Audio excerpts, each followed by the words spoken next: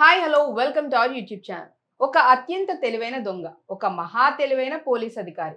Los Angeles యొక్క సూర్యకాంతి తగిలిన 101 ఫ్రీవే మీద జరిగే అద్భుతమైన దొంగతనాలు, ఇవన్నీ కలిసి ఒక ఉత్కంఠభరితమైన క్రైమ్ థ్రిల్లర్ గా మారతాయి. ఒక్కసారి ఆలోచించండి, ఒక్క తప్పు చేస్తే జీవితం అంతా ముగిసిపోతుంది, కానీ ఆ తప్పు చేయకపోతే ఆ ఒక్క దొంగతనం జీవితాన్ని మార్చేస్తుంది. ఈ రోజు మనం మాట్లాడుకోబోయేది ఒక సాధారణ దొంగ కథ కాదు. ఇది ఒక స్ట్రాటజిక్ మైండ్ గేమ్, భావోద్వేగాలతో నిండిన క్యాట్ అండ్ మౌస్ చేజ్ అని చెప్పాలి. Hollywood super star Chris Hemsworth పూర్తి కొత్త అవతారంలో ఇక మీరు ఊహించలేరు ఎంత భిన్నంగా కనిపిస్తాడు. ఇంతకీ ఏంటా సినిమా అనుకుంటున్నారా? అదే క్రైమ్ 101. ఇది ఒక క్రైమ్ థ్రిల్లర్ డ్రామా అని చెప్పాలి. ఇక దీన్ని వచ్చేసి బాత్ లేటన్ డైరెక్ట్ చేశారు. మరి ఇంకా స్టోరీలోకి వెళ్ళిపోదామా? లాస్ ఏంజల్స్ నగరం, ఎండ ఎక్కువగా ఉన్న రోడ్లు, ఎప్పుడు రద్దీగా ఉండే 101 ఫ్రీవే.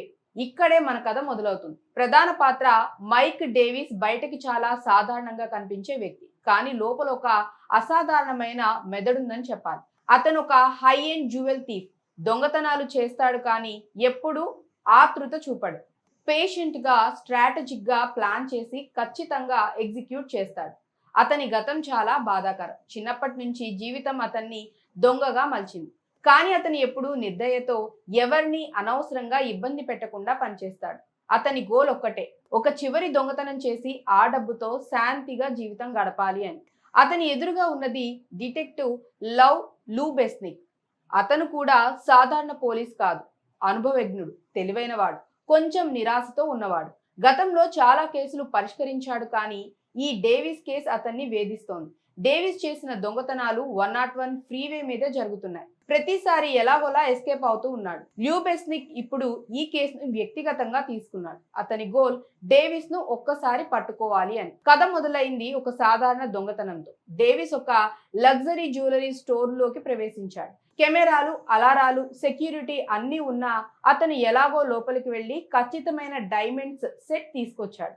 పోలీసులు వచ్చేసరికి అతను ఇప్పటికే 101 ఫ్రీవే మీద వేగంగా పరిగెడుతున్నాడు. కారు డ్రైవింగ్ సీన్స్ అదిరిపోయేలా ఉంటాయి. కానీ ఈసారి లూబెస్నిక్ అతని ట్రయల్స్ ను గమనించాడు. నెమ్మదిగా కథ ముందుకు సాగుతుంది. డేవిస్ తన గత భాగస్వాములతో కలిసి పనిచేస్తారు. వారిలో ఒకరు యంగ్, ఆత్మవిశ్వాసం ఎక్కువగా ఉన్న బ్యారీ కీగన్ పాత్ర. అతను డేవిస్ కు సహాయం చేస్తాడు, కానీ కొంచెం రిస్కీగా ప్రవర్తిస్తాడు. మరోవైపు హ్యాలీ బెర్రీ పాత్ర ఒక ఇన్సూరెన్స్ బ్రోకర్ అని చెప్పాలి. ఆమె జీవితంలో కూడా కొన్ని సమస్యలు ఉన్నాయి. డేవిస్ తో ఆమె పరిచయం అయినప్పుడు కథలో కొత్త ట్విస్ట్ వస్తుంది. వారిద్దరి మధ్య ఒక ఆకర్షణ, ఒక అవగాహన మొదలవుతుంది. డేవిస్ తన చివరి బిగ్ హీస్ట్ ప్లాన్ చేస్తాడు. ఇది సాధారణ దొంగతనం కాదు, ఒక అతి విలువైన డైమండ్ కలెక్షన్. ఇది 101 ఫ్రీవే పక్కనే ఉన్న ఒక సెక్యూర్ వేర్ హౌస్ లో ఉంది. ప్లాన్ చాలా కాంప్లికేటెడ్. అతను వారాలు తరబడి రూట్లు, సెక్యూరిటీ షిఫ్ట్లు, అలాగే కెమెరా బ్లైండ్ స్పాట్స్ అన్నీ స్టడీ చేస్తాడు. ప్రతి సీన్ లో మీరు ఆయన ఆలోచనలు ఊహించుకోగలరు. ఎంత శాంతంగా, ఎంత ఖచ్చితంగా అతను ముందుకు సాగుతాడో అని. కానీ ల్యూబెస్నిక్ కూడా నిద్రపోడు. అతను డేవిస్ యొక్క పాత కేసులు, అలాగే ఫ్రీవే ప్యాటర్న్ అన్ని అనాలిసిస్ చేసి ఒక ప్రొఫైల్ తయారు చేస్తాడు. అతను డేవిస్ ను ఓల్డ్ స్కూల్ థీమ్ అని పిలుస్తాడు. ఇది ఇద్దరి మధ్య ఒక మానసిక యుద్ధం అని చెప్పాలి. ఒక సీన్ లో ల్యూబెస్నిక్ డేవిస్ ఫోన్ ను ట్రాక్ చేసి దగ్గరకు వస్తాడు. డేవిస్ ఎలాగో ఎస్కేప్ అవుతాడు, కానీ ఇప్పుడు ప్రెషర్ ఇంకా పెరుగుతుందని చెప్పాలి. మధ్యలో ఒక భావోద్వేగ సీన్ ఉంటుంది. డేవిస్ తన గతం గురించి హ్యాలీబెర్రీ పాత్రతో మాట్లాడతాడు. అతను ఎందుకు ఈ లైఫ్ ఎంచుకున్నాడో, ఎప్పుడు బయటపడాలని ఆశిస్తున్నాడో చెప్తాడు. ఆ సీన్ చాలా ఎమోషనల్ గా ఉంటుంది. ఒకవైపు దొంగే, కానీ మరోవైపు మంచి హృదయం ఉన్న వ్యక్తి అని చెప్పొచ్చు. ఇక్కడే ఒక పెద్ద ట్విస్ట్ వస్తుంది. డేవిస్ యొక్క యంగ్ పార్ట్నర్ ఒక తప్పు చేస్తాడు. అది పోలీసులకు క్లూ ఇస్తుందని చెప్పాలి.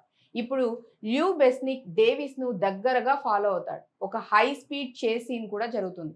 101 ఫ్రీవే మీద రాత్రి సమయంలో కార్లు వేగంగా పరిగెత్తుతాయి.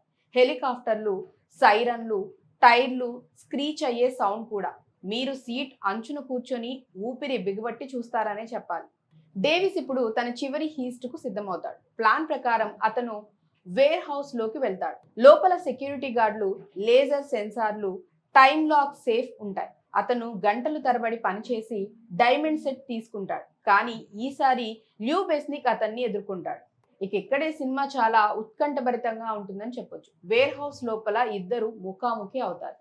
ల్యూ బెస్నిక్ గన్ చూపిస్తాడు. డేవిస్ చేతులు పైకెత్తుతాడు, కానీ అతని కళ్ళలో భయం లేదు. ఇద్దరూ మాట్లాడతారు. ల్యూ బెస్నిక్ అతన్ని నువ్వెందుకు ఇలా జీవితాన్ని వేస్ట్ చేసుకుంటున్నావు అని అడుగుతాడు. డేవిస్ తన గతం, తన కళ్ళు చెప్తాడు. అప్పుడు ఒక భారీ యాక్షన్ సీక్వెన్స్. డేవిస్ తప్పించుకోవటానికి ప్రయత్నిస్తాడు. ఫైట్ సీన్ చాలా రియలిస్టిక్ గా, ఎమోషనల్ గా ఉంటుంది.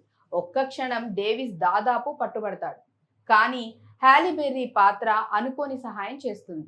ఇది ఆమె జీవితంలోని మలుపని చెప్పొచ్చు. క్లైమాక్స్ లో డేవిస్ ఒక కష్టమైన నిర్ణయం తీసుకుంటాడు. అతను డైమండ్స్ ను తీసుకోవటం మానేసి ల్యూ బెస్నిక్ తో ఒక డీల్ చేసుకుంటాడు. కానీ ఆ డీల్ లో కూడా ఒక ట్విస్ట్ ఉంటుంది. చివరికి డేవిస్ తప్పించుకుంటాడు, కానీ అతని చేతులు ఖాళీగా ఉంటాయి. ల్యూ బెస్నిక్ అతన్ని పట్టుకోలేడు, కానీ అతని గౌరవం పొందుతాడు. సినిమా ముగిసేటప్పుడు డేవిస్ ఒక చిన్న ఇంటి వద్ద కనిపిస్తాడు. శాంతంగా సాధారణ జీవితం ప్రారంభిస్తాడు. ల్యూ బెస్నిక్ కూడా తన నిరాశను వదిలి కొత్త ఆశతో ముందుకు సాగుతాడు. హ్యాలీ బెర్రీ పాత్ర కూడా తన జీవితంలో మార్పు తీసుకువస్తుంది. ఫైనల్ గా ఈ కథ మనకు చెప్పేది ఏంటంటే, జీవితంలో ఎన్ని తప్పులు చేసినా ఒక్క సరైన నిర్ణయం తీసుకుంటే మార్పు సాధ్యమే. ఓపిక, తెలివి, మానవత్వం ఎప్పుడూ గెలుస్తాయి. దొంగతనం కాదు, స్వేచ్ఛ, శాంతి కోసం పోరాడాలి అని. సో ఫ్రెండ్స్, ఈ సినిమా మీకు ఎలా అనిపించింది అండ్ అలాగే ఏ సీన్ మీకు బాగా నచ్చిందో కామెంట్స్ లో చెప్పండి. అండ్ అలాగే మా వీడియో నచ్చినట్లయితే ఛానల్ని లైక్ చేయండి, షేర్ చేయండి, సబ్స్క్రైబ్ చేసుకోవటం మర్చిపోవద్దు. బాయ్.